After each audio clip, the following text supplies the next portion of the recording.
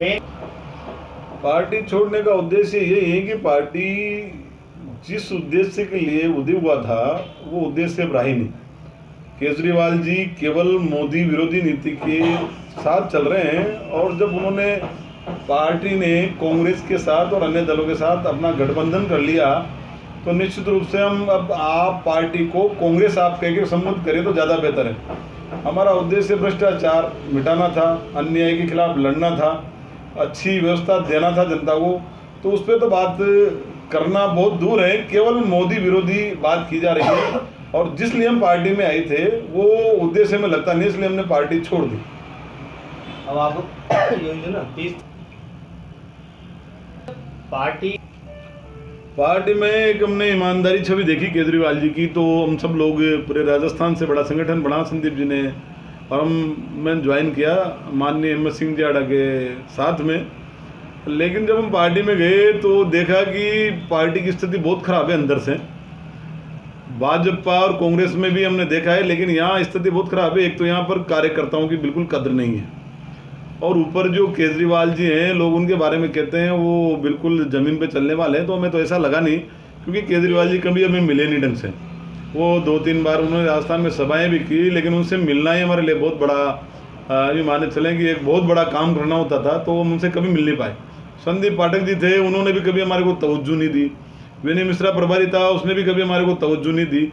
और जिला अध्यक्ष जैसे बड़े पद में रहा, उसके बावजूद भी मान के चलें कि हमारी औकात कुछ भी नहीं थी वहाँ पर पार्टी में। जैसे ये मान के चलो आप कि एक बेलदार से बुरी हालत है, मतलब जो भी कार्यकर्ता, जो मैं अपनी स्थिति बताऊँ और क्या तो क्या बताऊँ, बाकी हमारे साथ में ऐसा दुर्व्यवहार लगता है। मैं तो अभी केजरीवाल जी की जब सभा थी जयपुर में, गारंटी देने आए थे, तो बड़े बड़े पदाधिकारी, हम जिला अध्यक्ष थे, हमारे को भी बाहर खड़ा कर दिया। जब इनको पता था केजरीवाल जी आ रहे हैं, तो वहाँ पर इन्होंने 600-650 का एक कैंपस ले लिया। अब उसमें 1500-1400 लोग आ गए तो भीड़ ज़्यादा हो गई, तो हमारे को भी बाहर धक्के मार के निकाल दिया। मतलब और कोई मतलब राजस्थान में मुझे लगता नहीं है कि पार्टी का कुछ वर्चस्व रहेगा।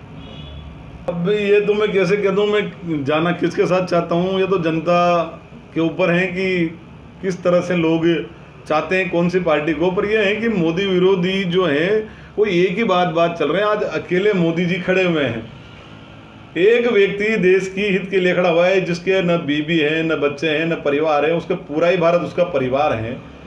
तो ये निश्चित है कि हमको भी हम समझना चाहिए कि एक ऐसे व्यक्ति के साथ खड़े हों जो देश के हित में काम कर रहा है। केजरीवाल जी हो परिवार लेके बैठे हैं, लालू यादव जी हो परिवार लेके बैठे हुए हैं, और भी अन्य घटक है। तो ये मैं नहीं कहूँगा मैं किसके साथ जाऊँगा, पर ये जरूर है कि मोदी जी का विरोध करना तो ठीक नहीं है। और उस बाद में पार्टी चल रही है, तो निश्चित रूप से पार्टी कहीं ना कहीं अपना उद्देश्य खो के और धीरे धीरे खत्म हो जाएगी।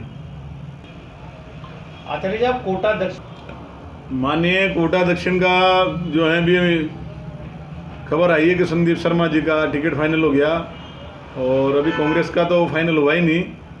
तो निश्चित है कि इन 10 वर्षों में संदीप जी ने काफ़ी लोकप्रियता अपनी घटाई है। ये है कि ओम बिरला जी के वर्चस्व से, उनके हाथ से संदीप जी चुनाव जीत जाते हैं। बाकी संदीप जी में एक जनता के लिए कुछ करने गुजरने की वो ताकत और पावर नहीं है। जब निर्माण चल रहा था कोटा ज़िले में और इतने लोग दुर्घटनाओं से मरे, तब संदीप जी घर बैठे रहे और घूमते रहे। उसके साथ में केडीएल के लिए अभी तक संदीप जी ने कुछ एक शब्द नहीं बोला। राशन कार्ड बंद है कोटा दक्षिण की जनता में, उसके लिए संदीप जी ने नहीं बोला। और भी बहुत सारे ऐसे मुद्दे हैं। तो पर मैं ये नहीं कहूँगा मैं संदीप जी के साथ नहीं जाऊँगा या रागी जी के साथ जाऊँगा, ये मैं नहीं कह सकता। पर बड़े ऊपर के आला कमान को सोचना चाहिए कि जो 10 साल हो गए इस व्यक्ति को तो टिकट नहीं देना चाहिए था कम से कम। निश्चित है लोग घर वापसी की ओर ही दौड़ते हैं। अगर कहीं मान लो कोई व्यापार करने जाता है आदमी, तो उसका जब वहाँ व्यापार करता है या कोई उसका बिजनेस डालता है, तो निश्चित है उसको घर तो लौटना ही पड़ता है। लेकिन मैं अभी इस बारे में पूरा खुलासा नहीं करूँगा कि मैं बीजेपी में आऊँगा।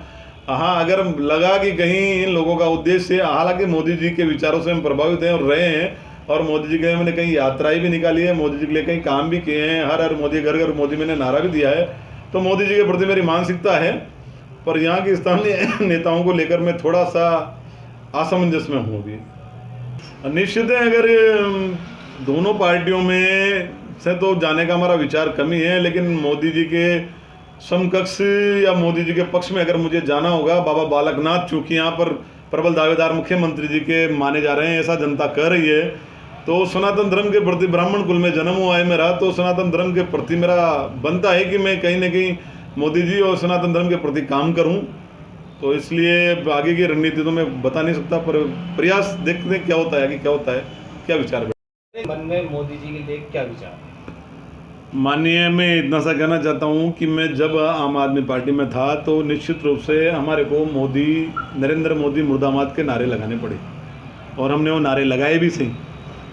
अब क्या हुआ, जयपुर जब माननीय केजरीवाल जी को एक सम्मन भेजा था ईडी ने, उस समय हमारे को जयपुर में यातायात रोककर वहाँ पर चक्का जाम किया हमने, तो वहाँ केवल एक ही नारा था, नरेंद्र मोदी मुर्दाबाद। तो हमने वो नारे लगाए और हमारे को बंद भी किया थाने में, खून वगैरह थाना था वहाँ पर जयपुर में, तो हम रह के आए थाने में। तो मुझे लगा कि केवल ये मोदी विरोधी ही पार्टी रह गई है, कोई इसका उद्देश्य नहीं रहा हो। तो कहीं ना कहीं मेरे मन में एक पीड़ा रही। जब मैं घर पे आया और जब मैं रात को सोने लगा तो मेरी आत्मा ने मुझसे कहा कि ये गलत किया है आपने कि नरेंद्र मोदी मुर्दाबाद के नारे लगाए हैं। क्योंकि नरेंद्र मोदी, अच्छा मैं बताऊं आपको, जब आत्मा अंदर से बोलती है वो सच बोलती है। तो जब हमने नरेंद्र मोदी मुर्दाबाद जयपुर में किया, तो मैं जब घर पे आया, रात को सोया तो मुझे नींद नहीं आई, तो मैं कम से कम अपनी आत्मा को कसोड़ता रहा कि मैंने क्या किया। तो ये चीज़ें, और वहाँ तो केवल एक ही नारा दिया जा रहा है कि नरेंद्र मोदी मुर्दाबाद, के अलावा वहाँ तो कोई बात की नहीं जाती। तो कहीं ना कहीं मेरी आत्मा ने मुझसे कहा कि ये देशभक्त हैं, सही व्यक्ति हैं, और नरेंद्र मोदी जी जो बिना किसी स्वार्थ के इस देश के लिए आए हैं, एक लोकतंत्र देने वाले ही मोदी जी हैं। नहीं तो लालू यादव जी ने उनका परिवार, उनके बेटे को संभला दिया, मुलायम जी ने उनके बेटे को संभला दिया सत्ता। तो ये जो सत्ता का केंद्रीकरण इन्होंने कर रखा है, अपने अपने बेटों को दे रहे हैं, धीरे धीरे उनको आगे ला रहे हैं। तो अपने राजस्थान में गहलोत साहब, वो उनकी उम्र देखो आप, उनकी उम्र देखो, उनको चलने फिरने लायक जो व्यक्ति बहुत मुश्किल हैं, वो लोग कहाँ तक। तो मोदी जी ने कहा है कि मोदी जी, योगी जी ऐसे व्यक्ति हैं। तो मेरी आत्मा ने मुझसे कहा कि ये गलत है, मोदी जी मुर्दाबाद नहीं, मोदी जी जिंदाबाद होने चाहिए। तो फिर मैंने मेरी आत्मा की आवाज़ सुनी और मैं मोदी जी